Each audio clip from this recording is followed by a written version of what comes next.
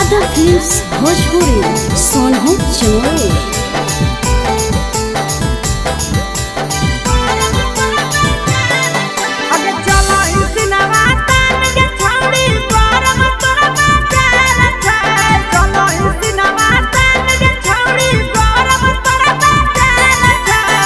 एकेगो दिल मंगावैया हजार छे,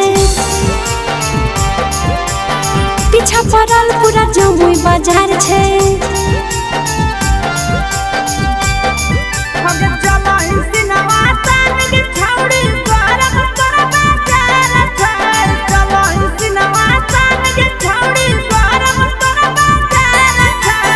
एकेगो दिल मंगावैया हजार छे, पीछा पड़ल पूरा बांका बाजार छे।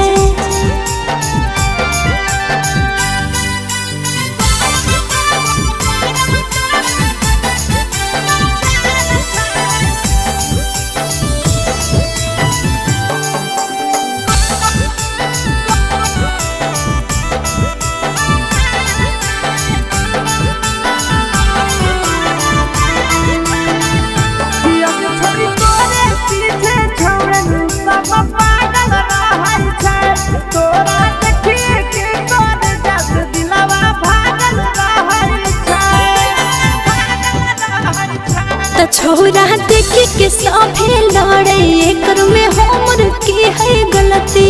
ये बड़ घर के बेटी बड़ी चलो होके चलती।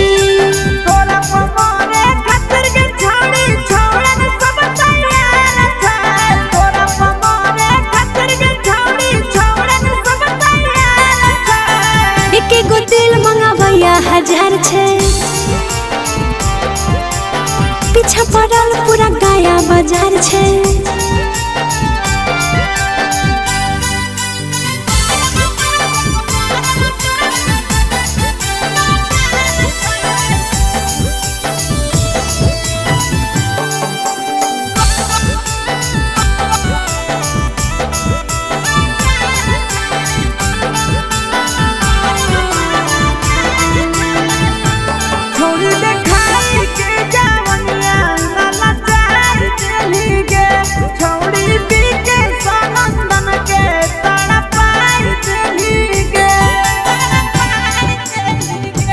रे छोरा काहे हमरा ऊपर वैसे जाल फेंकही, जब हम चलहियो तो ऊपर नीचे कुंची देखही।